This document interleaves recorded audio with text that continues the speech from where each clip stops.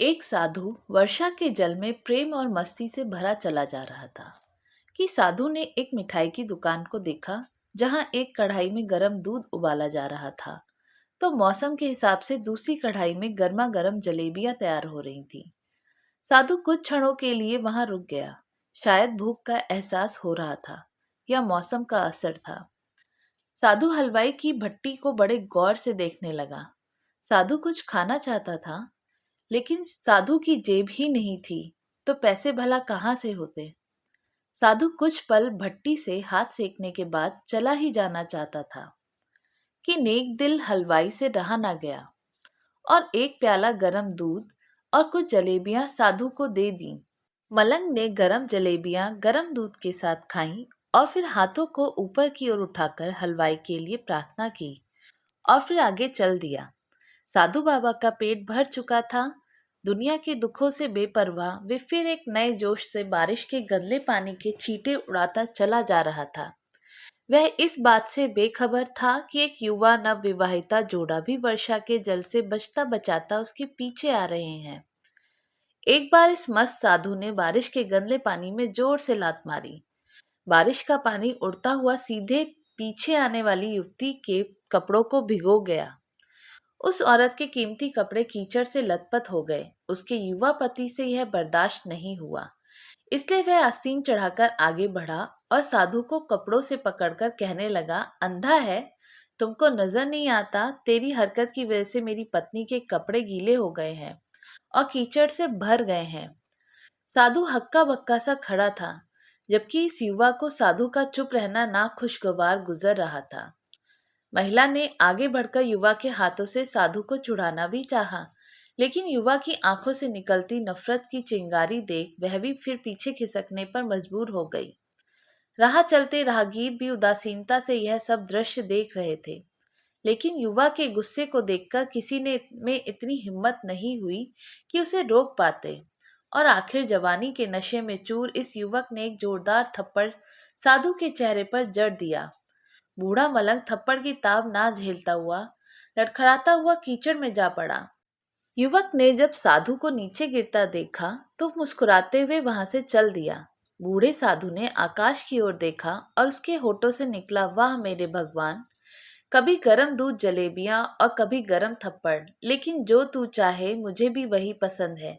यह कहता हुआ वह एक बार फिर अपने रास्ते पर चल दिया। दूसरी ओर वह युवा जोड़ा अपनी मस्ती को समर्पित अपनी मंजिल की ओर अग्रसर हो गया। थोड़ी ही दूर चलने के बाद वे एक मकान के सामने पहुंचकर रुक गए। वह अपने घर पहुंच गए थे। वो युवा अपनी जेब से चाबी निकालकर अपनी पत्नी से हंसी मजाक करते हुए ऊपर घर की सीढ़ियां तय कर रहा था। बारिश के कारण सीढ़ियों पर फिसलन हो गई थी। अचानक युवा का पैर फिसल गया और वह सीढ़ियों से नीचे गिरने लगा।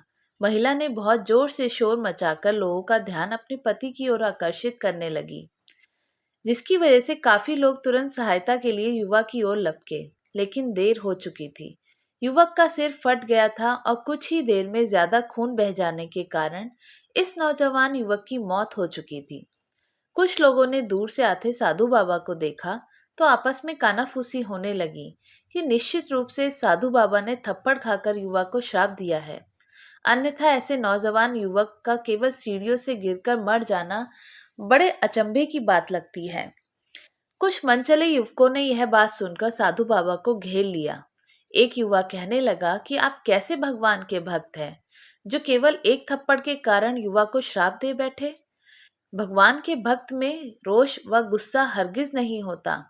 आप तो जरा सी असुविधा पर भी धैर्य ना कर सके। साधु बाबा कहने लगे, भगवान की कसम, मैंने इस युवा को श्राप नहीं दिया। अगर आपने श्राप नहीं दिया तो ऐसा नौजवान युवा सीढ़ियों में से गिरकर कैसे मर गया?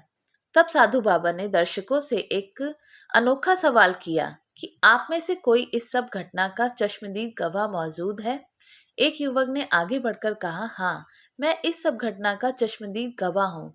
साधु ने अगला सवाल किया, मेरे कदमों से जो कीचड़ उछला था, क्या उसने युवा के कपड़ों को दागी किया था? युवा बोला, नहीं, लेकिन महिला के कपड़े जरूर खराब हुए थे। मलंग ने युवक की बाहों को थामते हुए पूछा, फिर युवक ने मुझे क्यों मारा? युवा कहने लगा, क्योंकि वह युवा इस महिला का प्रेमी था और यह बर्दाश्त नहीं कर सका कि कोई उसकी प्रेमिका के कपड़ों को गंदा करे। इसलिए इस युवक ने आपको मारा। युवक की बात सुनकर साधु बाबा ने एक जोरदार ठहाका बुलंद किया और यह कहता हुआ वहां से विदा हो गया, तो भगवान की कसम, मैंने श्राप कभी किसी को नहीं दिया, लेकिन कोई है जो मुझसे प्रेम रखता है। अगर उसका यार सहन नहीं कर सका तो मेरे यार को कैसे बर्दाश्त होगा कि कोई मुझे मारे। और वह इतना शक्तिशाली है कि दुनिया का बड़े से बड़ा राजा भी उसकी लाठी से डरता है। उस परमात्मा की लाठी दिखती नहीं है और आवाज भी नहीं करती, लेकिन पड़ती है तो दर्द बहुत देती है। दोस्तों, हमारे कर्म ही हमें उसकी लाठी से बचाते हैं। बस कर्म अच्छे होने चाहिए। तो दोस्तों, आपको हमारी कहानी कैसी लगी? अच्छी लगी हो तो हमें कमेंट करके बताइएगा। चैनल पर नए हो तो सब्सक्राइब जरूर कीजिएगा। वीडियो को लाइक एंड शेयर भी कीजिएगा। धन्यवाद।